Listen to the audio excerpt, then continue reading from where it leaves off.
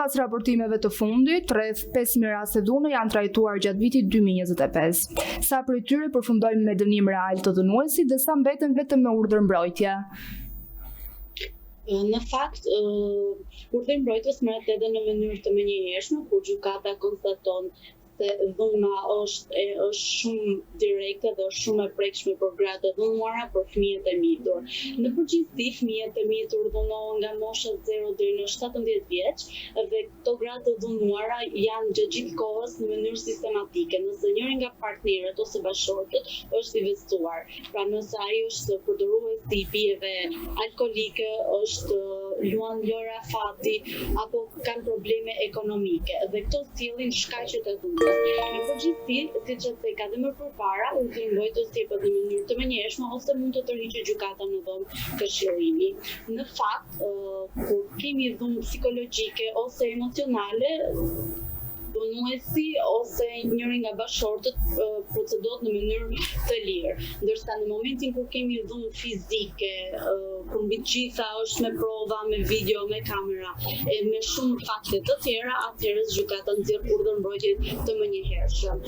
Në këtë moment gjykata jep urdhër që të largohet dhunuesi nga banesa bashkëtorë e përbashkët dhe mbrojtje nga ligji dhe nga shteti të nënës dhe të fëmijëve të vdikur. Vetëm 22% e grave të dënuara përfaqësohen me avokat në gjykatë. Si ndikon mungesa e përfaqësimit ligjor në vendimin për urdhrin mbrojtës?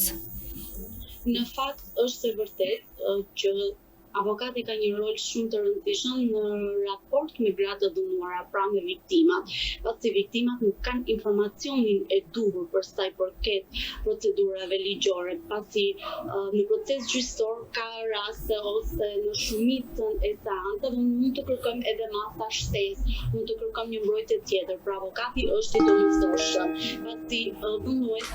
pasi viktimat e dhunës nuk e kanë idenë ose nuk e kanë informacionin në mjaftueshëm për të paraqitur prova dhe për të paraqitur shkaqe të tjera për të marrë urdhër mbrojtje të menjëhershëm nga gjykata. Prandaj shumë e rëndësishme mbrojtja nga një avokat. Kuptoj.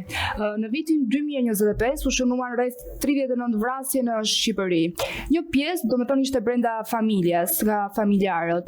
Pse dështon sistemi kur gratë kanë urdhër mbrojtje? Atëherë siç e kam përpara, vrasjet nuk mund të themi që nuk kemi patur raste të tilla dhe në pranë zyrave tona, e se ka dhe më lart që familjet shqiptare janë familje patriarkale dhe të thash që dhunën e quajnë si një fenomen të zakonshëm të lidhjes bashkëshortore. Është vërtet që ndonjëherë sistemi dështon, po është vërtet, për vetë faktin se kalon dhe nga mbikëqyrja fizike e policisë ose për shembull kur mbaron afati urdhrit të mbrojtjes, dhunuesi kthehet në banesën e tyre të përbashkët dhe ndërmerr ato veprime makabre. Dhe sidomos në vitet e fundit ka patur shtim të rasteve të dhunës në familje. Gjithashtu duhet të cekim edhe që gratë kanë filluar të ndërgjegjësohen dhe të kërkojnë më shumë në dyert e gjykatave dhe pranë avokatëve. Sipas raportimeve të fundit policore, për shembull të prillit 2026, tregojnë raste ku dhunuesit procedojnë në gjendje të lirë. A e rrit kjo pasigurinë e viktimave? Patjetër që arrin pasigurinë e viktimave, por duhet të themi që procedojnë në gjendje të lirë vetëm ato të cilët kanë ushtruar dhunë psikologjike dhe dhunë emocionale, ndërsa ato që ushtrojnë dhunë fizike automatikisht gjykata bën arrestimin e tyre dhe vazhdon me procedurat përkatëse. Sa raste ka të rikthimit të dhunës ku ka ekzistuar domethënë urdhri mbrojtjes dhe ku çalon zbatimi i tij? Pse ndodhi? Atëherë zbatimi çalon në rastet kur njëri nga bashkëshortët mendon se do të kthehet në jetën bashkëshortore të përbashkët me qëllimin që i kemi qetësuar marrëdhëniet, i kemi normalizuar, ka ndërhyrë familjarët dhe ne tani jemi më të qetë dhe nuk do kemi më raste dhune. por partnerët ose bashkëshortet të cilët janë të besuar në marrëdhënien e tyre bashkëshortore të përbashkët vazhdojnë me të njëjtën afat, me të njëjtën mënyrë, thunë, madje shkon deri në atë pikën sa që i kërcënojnë, u bën presion dhe bashkëshorteve në raporte familjare. Pra i kërcënojnë për sa i përket familjes së bashkëshortes. Tani dua të kaloj te një temë që është mjaft delikate, tek dhuna seksuale dhe përdhunimi. Sa e përgatitur është drejtësia shqiptare në vitin 2026 për të shmangur këtë lloj fenomeni? Në fakt, drejtësia shqiptare është e përgatitur, por padyshim që ka vend për përmirësim. Dua të theksoj që nuk denoncohen shumë raste të përdhunimeve, të dhunimeve seksuale, për vetë faktin se në shoqërinë shqiptare quhen tabu. Kuptoj. Globalisht denoncohen vetëm 15-20% e përdhunimeve, ashtu siç e the edhe ti. Në Shqipëri sa mund të jetë kjo shifër dhe sa ndikon në stigma sociale? Ndërsa kjo shifër, me patjetër që vjen duke u rritur, ndikon në shoqëri, por ajo që vlen për të theksuar e citova dhe pak më lart është se gratë nuk është se denoncojnë dhunën seksuale, e quajnë si tabu. Dhunë seksuale nuk i quajnë vetëm në marrëdhëniet familjare, pra nuk konsiderohet dhunë seksuale vetëm në marrëdhëniet familjare mes dy bashkëshortëve, por edhe në vendin e punës, në shoqëri, në shkolla, në institucione të ndryshme. Ashtu siç e the, numri i këtyre fenomeneve i denoncimeve po rritet nga ky fenomen. Çfarë duhet të kenë prova minimale? Si i trajtoni këto raste? Çfarë duhet të ketë? Duhet të ketë prova, fakte? Në qoftë se ndiheni i ngacmuar seksualisht ose jeni në presion, atëherë hapi i parë është denoncimi. Sepse një njeri që ju përndjek, dikush që ju përndjek, një person që ju përndjek, do t'ju sjell më pas edhe pasoja të tjera. Pra hapi i parë është denoncimi ose dhënia në dieni të familjarëve.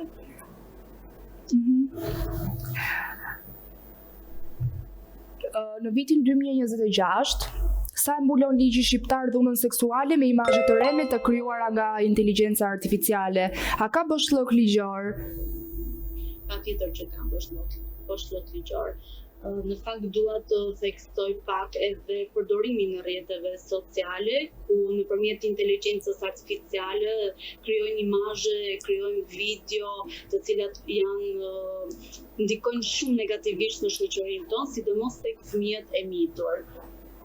Ka pas raste të fëmijëve të rritur që kanë denoncuar për shkak se kanë përdorur inteligjencën artificiale për t'i kërcënuar apo gjëra të tilla? Në fakt, këto fenomene më shumë janë të prekshme në shkolla, grup moshat 15 deri në 17 vjeç janë fenomene të prekshme. Më shumë janë në shkolla, në përgjithësi, por që nuk është se janë të denoncuara apo nuk është se janë shumë të përhapura ose nuk përflitet shumë për këtë temë realisht, sepse është një tabu në shoqërinë shqiptare, është ndaluar, është morali, kanë turpin, është ndrojtja, pas edhe psikologët duhet të marrin masa, duhet të jenë më afër këtyre grup moshave. Pra strukturat e shtetit dhe strukturat e institucioneve të rëndësishme duhet të jenë më afër këtyre grup moshave. Kemi dëgjuar shumë dhe për përdhunimet në grup, mbase në Shqipëri nuk janë shumë të përhapura, ka pas raste në Shqipëri dhe aplikohen dënime maksimale për këto lloj rastesh? Atëherë kemi patur normalisht, por pak, domethënë me një shifër minimale. Ligji e parashikon dënime deri në 10 vite, 20 vite, varet në varësi të kryerjes së kësaj vepre penale, por janë të pakta rastet ose ndoshta nuk janë të denoncuara fare. A ka realisht fuqi ligji sot t'i mbrojë gratë, apo denoncimi vetë thjesht i pamjaftueshëm në praktikë? Patjetër që ligji ka fuqi t'i dënojë, ligji ka fuqi që të marrë të gjitha masat, ligji ka fuqi që t'i mbrojë të gjitha gratë të dënuara, fëmijët e mitur, nënat, motrat. Ka nevojë dhe për përmirësime, patjetër, sepse shteti do të jetë sa më shumë financues për gratë të dënuara, do t'i ofrojë një mundësi pune, një qendër rehabilitimi. ka edhe shumë pikpyetje të tjera që në të vërtetë nuk është se janë zgjidhur. Pra po ta krahasoj me shtetet e botës, me shtetet europiane, shteti jonë për fat të keq është pak i mangët në këtë gjë. Dhe për ta mbyllur këtë bisedë, ti si avokate, çfarë do t'u thoje të gjithë vajzave, grave që ndihen të dhunuara, të kërcënuara? Atëherë, unë do kisha shumë dëshirë të përcjellja mesazhin jo vetëm grave të dhunuara, fëmijëve të njohur, të gjithë grave që ne na rrethojnë në përditshmërinë tonë, që dhuna nuk bëhet vetëm një herë. Pra nëse ndodh vetëm një herë, ajo vazhdon dhe ripërsëritet. Hapi i parë është të denonconi, të merrni një konsulent ligjore, pra një avokati. Është shumë e rëndësishme që të konsultoheni edhe me një psikolog, sepse dhuna sistematike, drysnia, presioni, frika, ankthi është një pengesë për të jetuar jetën tuaj.